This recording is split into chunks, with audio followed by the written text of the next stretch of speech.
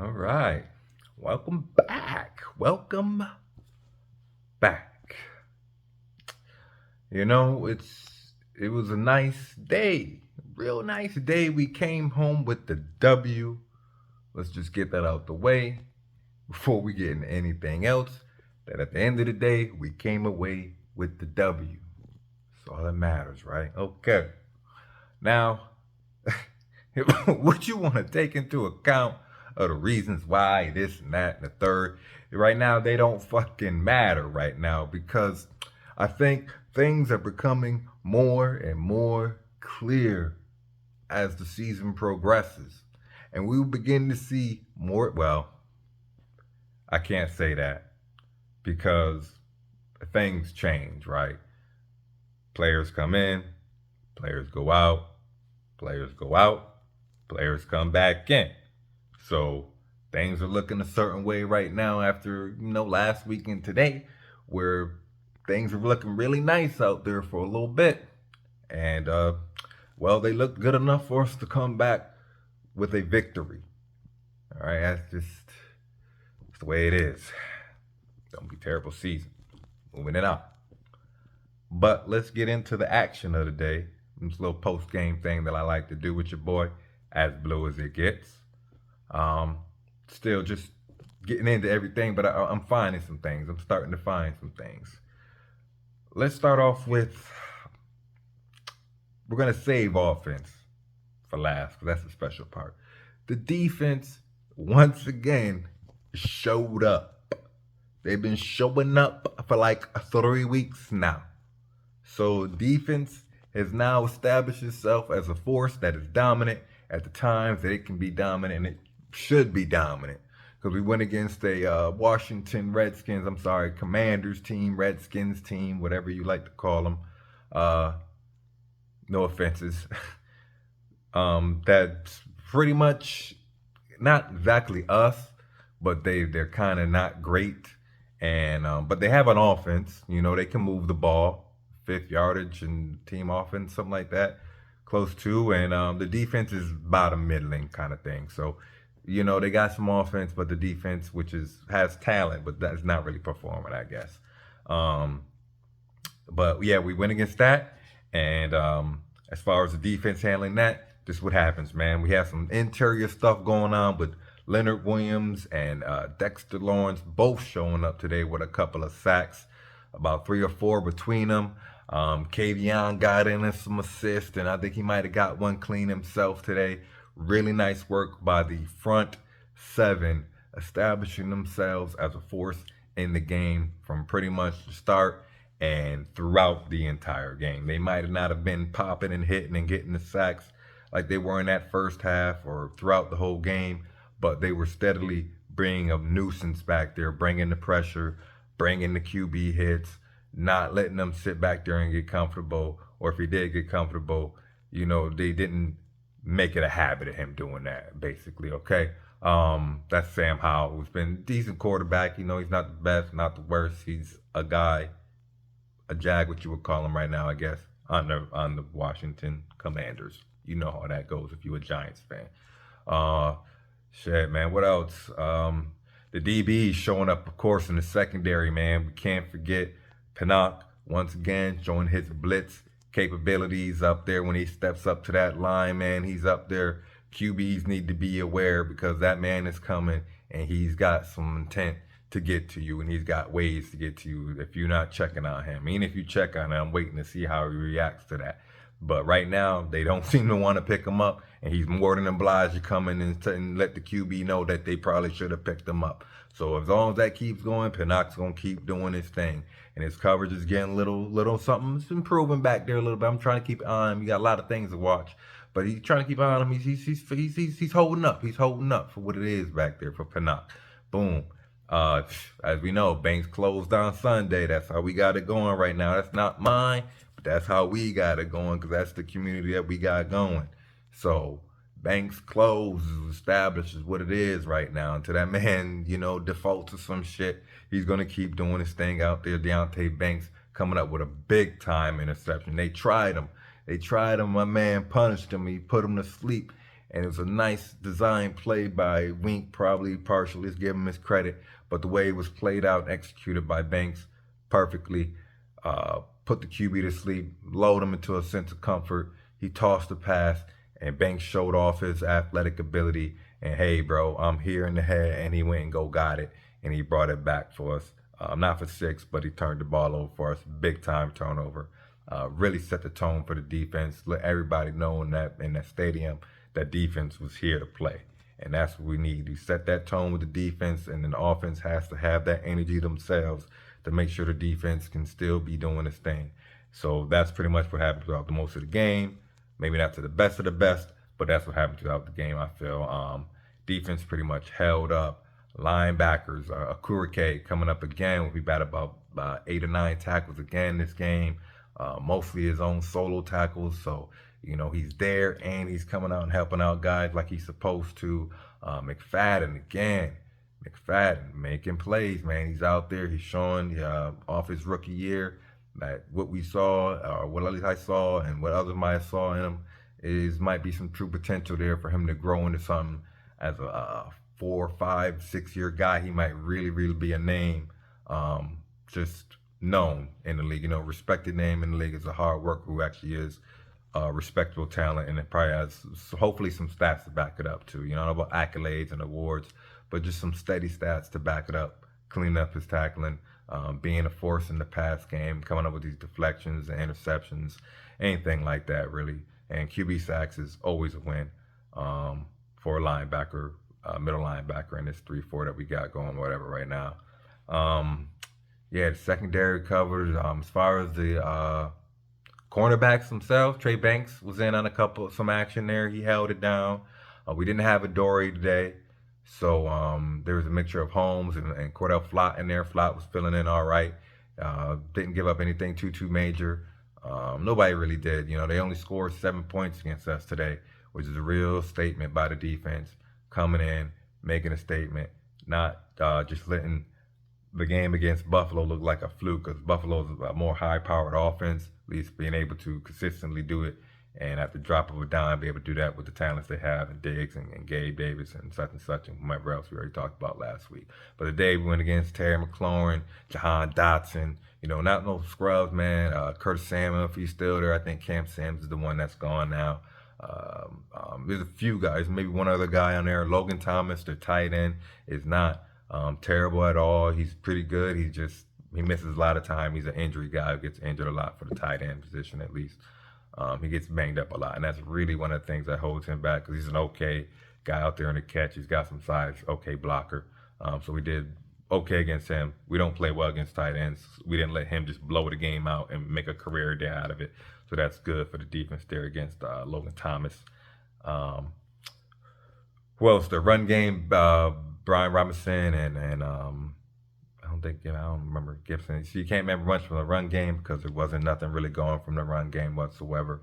We held that down. Their yards per carry was whatever, but it wasn't like they were able to keep it going like that. As far as situationally, we sent them back with the sacks and the penalties they were getting.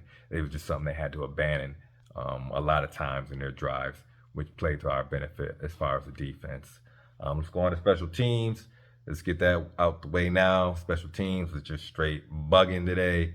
Everybody from Gray to who else we brought in, Sterling Shepard and eventually we had Darius Slayton back there for a punt return that he just caught and didn't do anything with. Thank gosh, because we don't need the other two before him fumbled it. Gray fumbled one, turnover, I think. I don't remember, he fumbled it. Probably was a turnover. And then we were like, bam, put Sterling back there, just somebody else. Sterling gets back there. He's not really known as a punt returner on his team, and he's as cold as fuck as far as the season and being in game action. So him to come in there and then been put on the punt return, it was shaky. And then it did not take long to see how shaky it was, because that man fumbled. My boy, Sterling Shepard, much love, but he fumbled the ball too not long after, boy, and he was gone. I thought eventually he was going to try Eli Manning out there, or we get Tiki to come in or something, and then because it was bad, we was just rolling through people, and thank God they weren't scoring more, because we would have been rolling through people continuously. That's how crazy it was on the punt return special teams. Our own special teams kicking and coverage was okay. Nothing really to write home about there. Not a big punt like he had last game, nothing like that. Just steady Eddie with that, and way better than the other side of the special teams. So it's a wash there. Didn't do any real field goal cooking. Gano missed another one.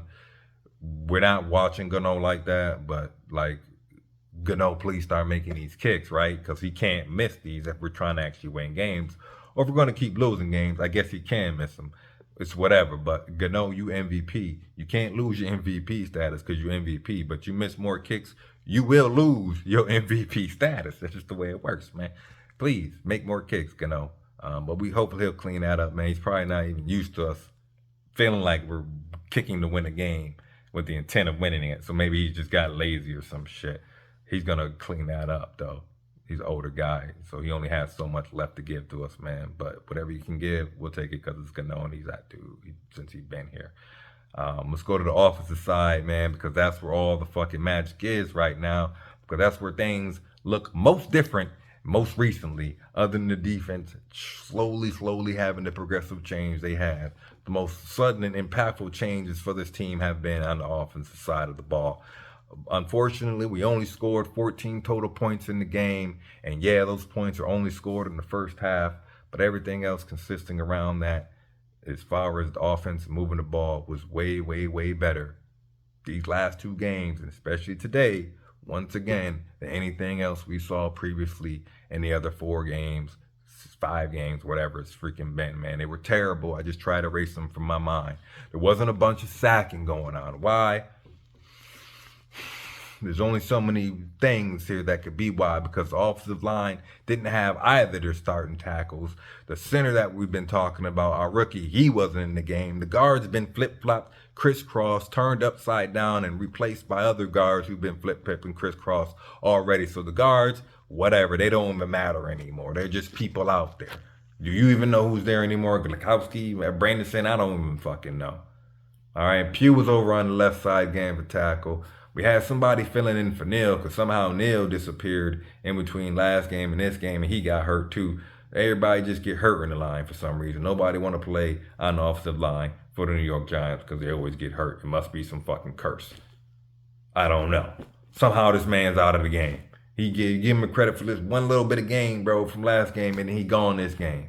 But I can't be mad at him because they all disappear. They all get hurt. But it didn't seem to matter as much today, like I said, because the offense was still doing some things, moving the ball and taking these deep shots down the field that for some reason we weren't able to do with our previous guys who were in there, to include Daniel Jones. He's had some time to heal up from his neck now, so I feel like I can start talking about this guy again, okay? This shit is bullshit. He's got paid $40 million, and Tyrod come in, he throw 7 and hits on 7 big shot, 20+ yards, big plays in one game, bro. In one game. And you wonder why the game felt different. Because he lets the ball go. Because he has the wherewithal to understand what a blitz is. What a check down is. What a check to a shot play is. A play that goes down the field, whether it's a 50-50 ball, 60-40, or 70-30, either way, it's a toss down the field. It's giving the talent on the team a chance to make a play.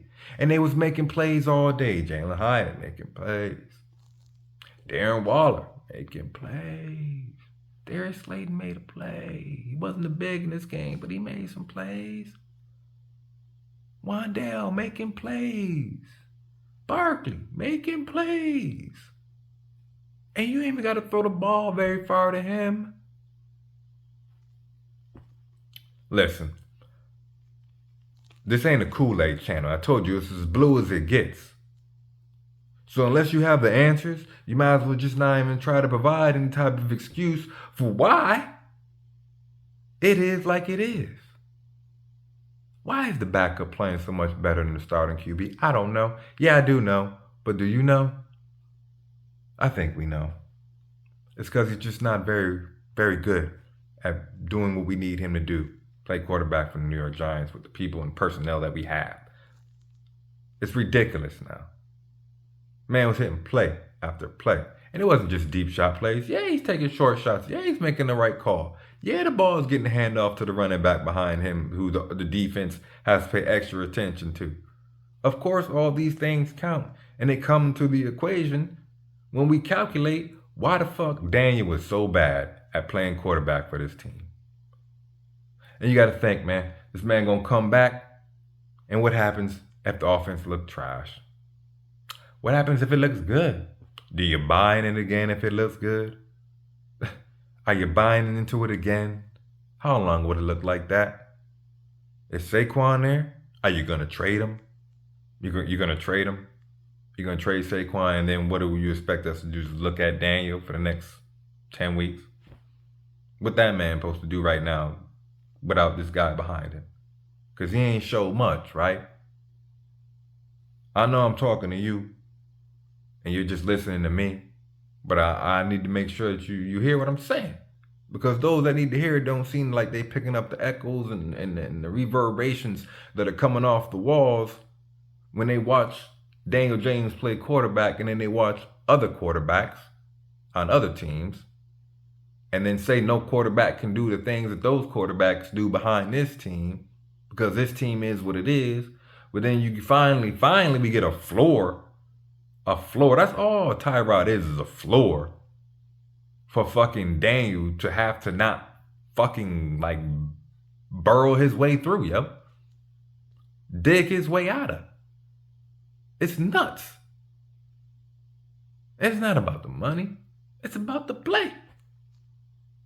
It's about the play.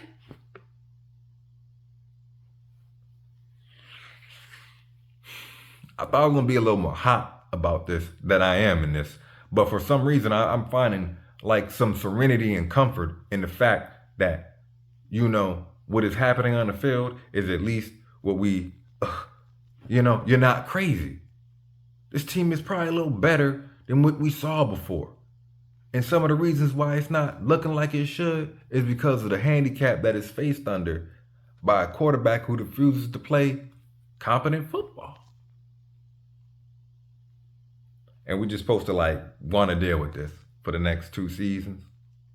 Is that what it's about now? I'm not even going through the game anymore. Because why do I need to?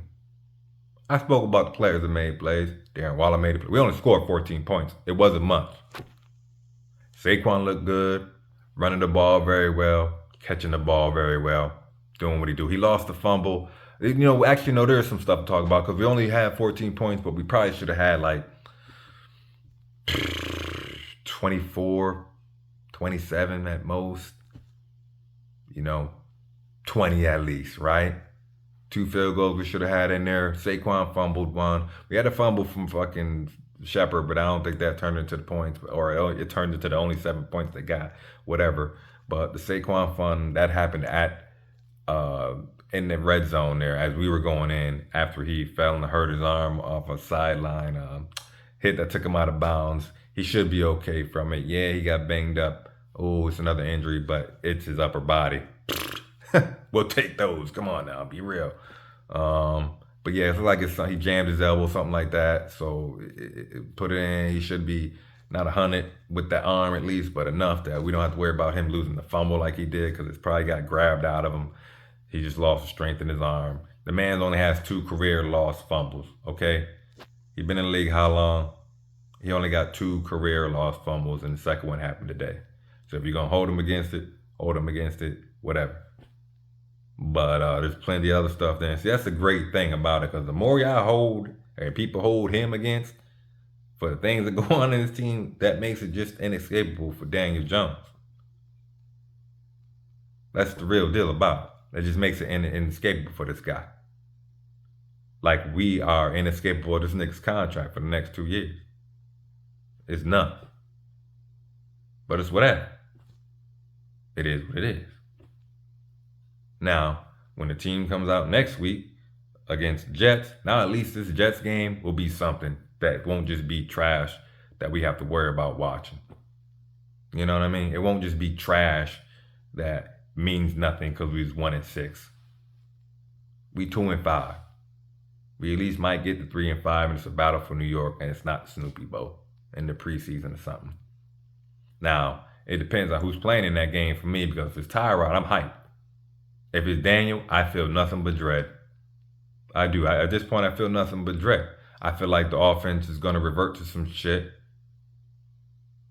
And that didn't make no sense. It's going to be broken again for no reason. He's going to be taking sacks for no reason. You're going to be asking us, well, where did the same personnel out there get body snatched out and swapped out and had doppelgangers replaced with them? And now they're terrible now and they can't block for anything. I don't know how many more offensive lines we got to trot out in front of this dude. We got enough for 4 football teams worth of offensive lines for this guy. And none of them work. So at some point, he's going to have to make it work. Or else, this guy can just be off the team, man, because that's what's going to happen. That's just what's going to happen. Don't know what else to say about it, man. This game was good. It don't sound like I'm feeling good from it, but I am, because we won. We won a game, and the team looks like something, because there's a lot of talent on this team other than Saquon Barkley or Darren Waller or any of the higher paid players on this team that are on this team, yo. You don't get to see none of them. Don't get to see none of their fucking talents. Because they're just so locked behind nonsense, man. Just straight nonsense. And it's all coming to an end, though, is what it is. Because it's 11 games and 1 season to go of straight nonsense. The likelihood of such nonsense, or the same nonsense we've been looking at for the last 4+ seasons. I don't need to see another 3 offensive lines in front of this guy. I don't need to see another 3 coaches with him either. I don't see another all-star running back behind him. I don't need another tight end or wide receiver. Don't need none of them. You could bring back Tom Coughlin himself. It would not matter to me. He got to go, man. He got to go. Now, if y'all find comfort in that, you don't, I really don't care. Put your cup to the side. I told you, the waiters and waitresses will come over, refill your cup until that shit runneth the fuck over. Because this ain't a Kool-Aid channel. It's as blue as it gets.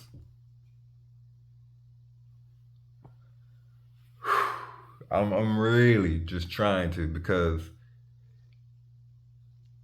as the season progresses, the dollars are just going to add up.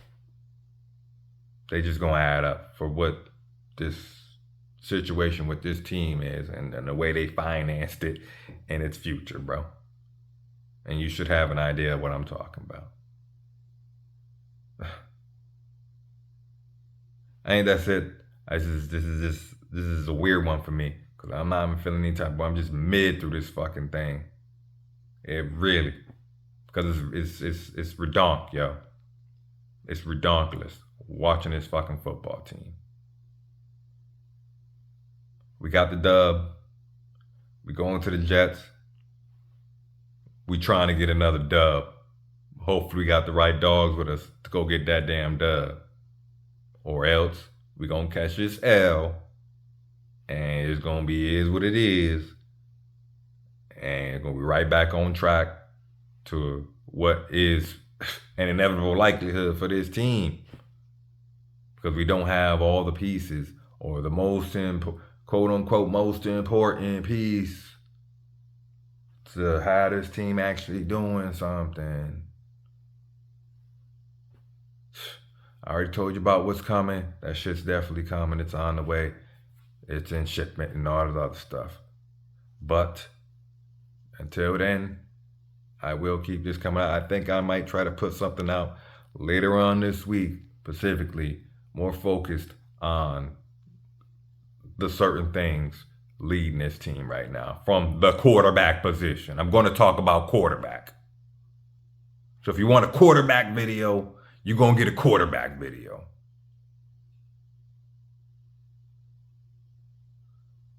Until then, be safe, be cool, and go Giants. Peace.